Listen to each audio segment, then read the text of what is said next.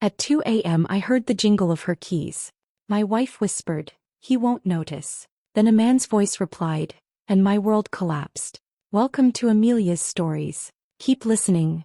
These real stories about love, trust, and betrayal will give you true life experiences. If you're new, drop your location in the comments and don't forget to subscribe, like, and share. David Miller never thought his marriage would lead him here. At 34, working steady hours as an electrician in Ohio, he had built a life with his wife, Rachel, that looked picture-perfect from the outside.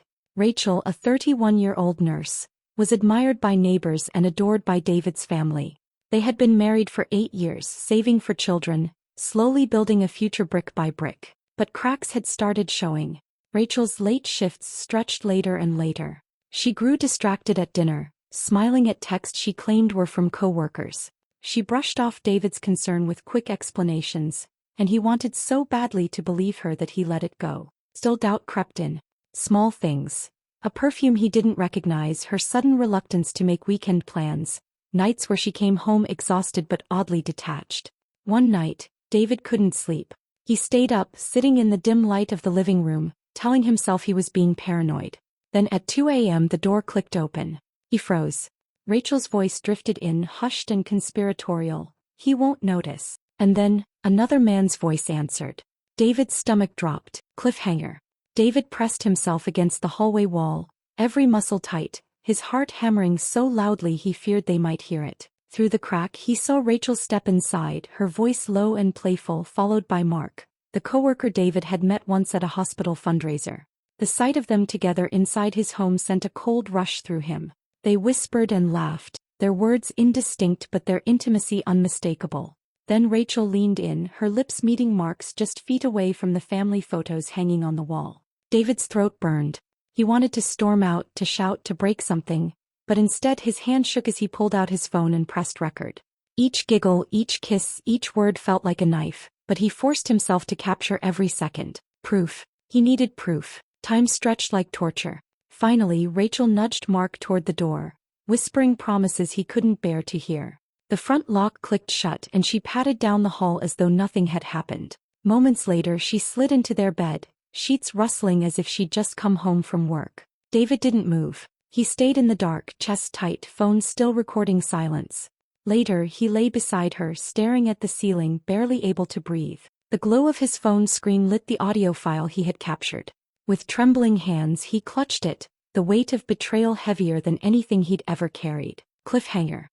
Morning sunlight streamed through the blinds as Rachel moved easily around the kitchen, humming while pouring coffee into 2 mugs. She smiled at David, kissed his cheek and asked about his day as if the night before had never happened. Her calmness cut deeper than anger would have. David sat at the table, nodding, forcing himself to swallow toast he couldn't taste. Every gesture of hers seemed rehearsed. When she mentioned an extra shift coming up, he caught the slight hesitation. When she explained her phone buzzing as traffic updates, his stomach tightened. And when she casually suggested a girls' night for Friday, he almost laughed at the absurdity. The evidence was right in front of him, but hearing her say it with such ease made him question if he was the crazy one. That night, Rachel left her phone charging in the bathroom while she showered. David's hand hovered before finally picking it up. He scrolled. Most threads were spotless, too spotless. Deleted. But then one slip. A notification banner froze him in place. "Mark, can't wait to see you again." His pulse roared in his ears. He dug further, finding fragments, timestamps, small hints that stretched back months. The affair wasn't new. It had been woven into his life for far too long. Phone trembling, David set it down before she emerged. He walked to the sink, gripped the edge until his knuckles whitened, tears blurring his vision. "Why, Rachel?" he whispered, voice breaking. "Why?" Cliffhanger. David woke the next morning with a decision. Rage would only give Rachel room to twist the story. If she could lie so smoothly over coffee, she could lie through any confrontation.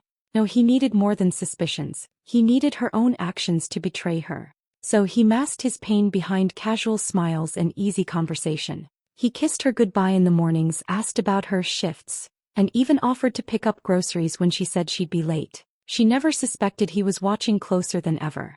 One evening, while Rachel showered, David slipped a small voice recorder into the glove compartment of her car. Days later, he listened in his truck outside work, Her laughter, her voice calling Mark's name, the sound of whispered plans. It was undeniable. Digging deeper, he checked their joint bank account. Receipts emerged. A boutique hotel 40 minutes from home, dinners charged at places they'd never been together. Each line item stabbed like proof etched in stone. He thought about storming into the hospital, catching her with Mark in the break room demanding answers.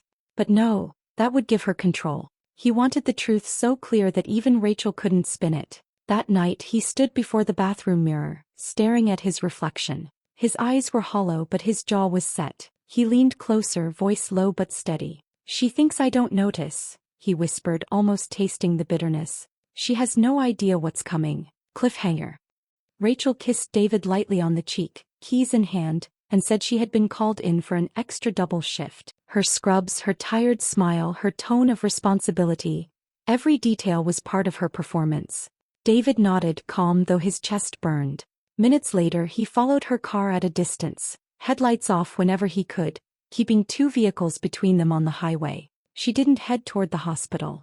Instead she exited toward the interstate hotels, the kind with glowing neon signs and cheap curtains. David parked across the lot, his palms slick against the steering wheel. He watched her pull in, step out and smooth her hair. A man was waiting by the entrance. Mark. Their embrace wasn't tentative. Rachel laughed, wrapping her arms around him like a wife greeting her husband. When she touched his chest, kissed him slow, David felt his stomach twist. For a moment, fury almost overtook him. His hands gripped the wheel so tightly his knuckles whitened, and he thought about flooring it, ramming his truck through the lobby just to shatter the scene. But he forced himself to breathe, to stay in control. As he raised his phone. Through the windshield he snapped photo after photo. Her lips on Mark's, her hand on his back, their laughter in the glow of the hotel sign. Each click was a nail in the coffin of her lies. David lowered the phone, voice shaking but firm.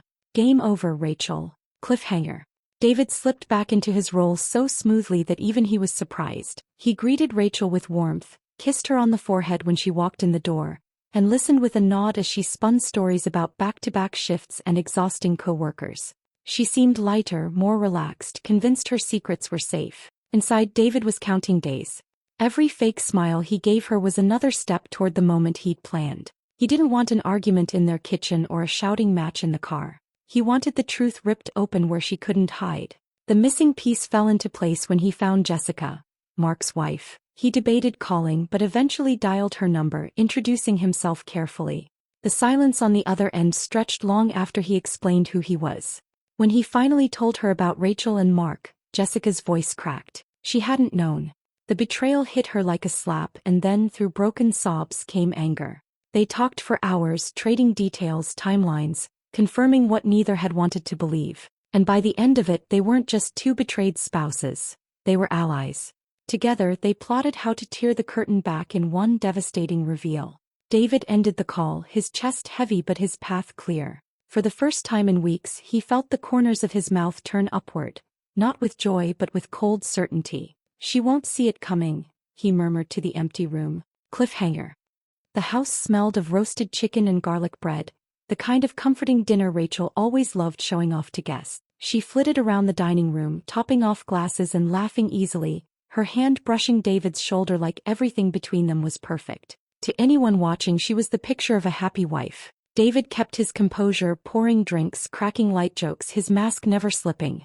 Around the table sat his parents, Rachel's sister, a few close friends, and most importantly Jessica, seated stiffly across from Mark. Rachel didn't notice the tension. She was too busy basking in what she thought was her flawless deception. Halfway through the meal, David set down his fork and stood. Conversation hushed. He cleared his throat, his voice calm but steady. "Thank you all for coming tonight. Before dessert, there's something Rachel's been keeping from us. And it's time you all heard it." He pressed play on his phone. Rachel's laughter, whispers, and Mark's voice filled the room like poison spilling into the air. Gasps circled the table. Then he laid down photos. The hotel, the kisses, the undeniable betrayal. Jessica pushed back her chair, her eyes locked on Mark. "How long, Mark? How long were you lying to me?" Rachel's color drained, her fork clattering against the plate. She looked at David with wide, panicked eyes, her mask cracking apart in front of everyone she knew. And then she screamed, voice trembling with outrage. "David, how could you do this to me?" Cliffhanger. The dining room exploded into chaos the moment Rachel's voice cracked through the air. Mark shoved back his chair, muttering curses, his face flushed with shame. Jessica stood, trembling, then ripped her wedding ring from her finger and hurled it at him. It clattered against his chest before hitting the floor. "You disgust me," she spat, her voice shaking. "All this time while I trusted you." Mark didn't answer. He stormed out, the front door slamming hard enough to rattle the glasses on the table. Rachel, pale and frantic, turned to David. "Please," she whispered, tugging at his sleeve. "Please, can we talk in private? Just you and me." David didn't move. "No," he said flatly, his voice carrying through the stunned silence. She broke then, tears spilling as she fell to her knees on the hardwood floor. "It didn't mean anything. I swear to you, David, it was a mistake. A horrible mistake." Her hands clutched at his leg like a lifeline.